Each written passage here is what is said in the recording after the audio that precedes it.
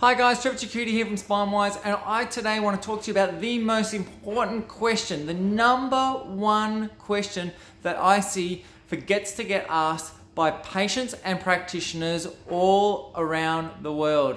And it's the most important question that can sometimes make the difference between you having a really successful outcome from your care to someone who gets no success whatsoever from their care.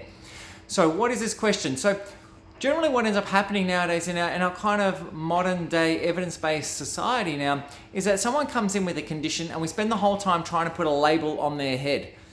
We start looking at what is this condition that they are suffering with. So someone comes in with fatigue and they get labeled with chronic fatigue syndrome. Someone comes in and says they're down all the time, they get labeled with depression. Someone comes in with back pain, they get labeled with back pain, etc., etc. And this is sometimes a massive, massive problem that actually stops people from getting well. You see, it's easy enough to put a label on someone and to try and get a diagnosis. But then what often happens, once we have a diagnosis, is we then just look for what is the best way to treat that diagnosis. And this is a big, big, big problem because it's no longer about you as a person then, it's now about the condition. And this is so unfair on you, and it's so unfair on what you're going through at the time. So the reason why this question is so important is because it takes it one step further and it takes you, the person, into account. And it's a critical question that gets missed more and more and more. All the years I've been practicing, I've never seen this question not being asked as much as I do today in our modern day system.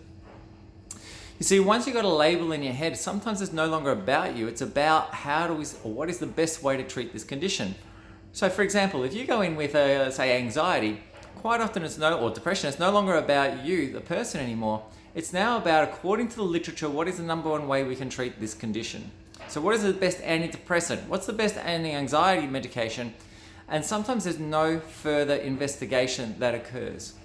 So if we look at something like anxiety, for instance, we know anxiety has a lot of different components to it. Mental health is a very complicated situation for a lot of people. So if we look at anxiety, what we really see is our emotional centers, our limbic system, is driven by a hormone called estrogen. Our fear-orientated memories and our amygdala is modulated by our stress hormone, cortisol. Our right frontal lobe, which is often a big part, and I'm oversimplifying things here, but is a big part of keeping us rational and keeping us calm. Well, this area, while it is, yes, it's driven by serotonin and modulated by all that, the receptors themselves in a female are regulated by progesterone. The receptors in a male are regulated by testosterone. So we have a lot of different complicating things that go with that. In addition, there's an area in the inner aspect of your temporal lobe called your hippocampus, which I've spoken about a lot, which is all about spatial awareness and navigation. But we also know this area itself actually happens to regulate stress mechanisms quite significantly and help turn it off. And we now know that if there's damage to that area and shrinkage that occurs to it, quite often this can lead to anxiety as well. So something like anxiety has a lot of different components, a lot of different moving parts to it. Something like exercise has been shown to be amazingly beneficial to help anxiety. So why is this question so important? Well, I think you've already got your answer there. When we go and look at someone who's got anxiety and someone comes into a standard medical type practice or even into natural therapy type practices, quite often is, what is the one thing I can do for you, the one thing that I can give you, which is the best thing for anxiety? The problem with that is it doesn't take you, the person, into account.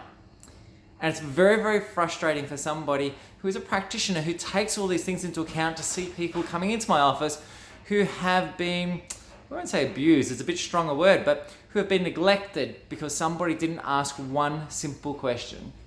That simple question is why? Why is this happening? So when we look at something like anxiety, we see anxiety happen because we have excessive hormonal drive from estrogen changes, which is stimulating a limbic system. We have anxiety that occurs because the hippocampus is becoming dysfunctional and therefore no longer regulating your stress hormones. We have anxiety occur because the stress hormones themselves are becoming dysfunctional. We have anxiety occur because progesterone levels are dropping. We have anxiety occur because our thyroid hormones are dropping. We have anxiety occur because our testosterone levels are changing. We have anxiety occur because we've got specific brain-related changes that need to be dealt with. There are so many different causes of these type of things. To not ask those questions properly is a bit of an insult to the human body and a bit of an insult to you as a patient as well. So what we really need to do is we need to take that one step further. We need to ask that question, why? And as a patient, if your practitioner isn't doing this, this is your responsibility. You owe it to yourself. You need to ask the question, why? I have depression? Fine. What's causing my depression? Why is it there? I've injured my back? Why? What's causing it? Why is it there? If you understand the why, it allows you to take ownership of your problem and allows you to start working out ways that you can control your health and your future on its own.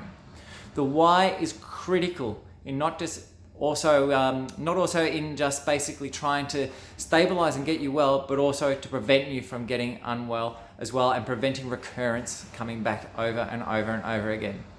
So next time you're in our office or next time you're in somebody else's office, or if you have a problem in any way, shape or form, don't be afraid to ask why. What is it that's actually causing this problem? It's a question that could mean total difference to your life. Catch you soon, guys.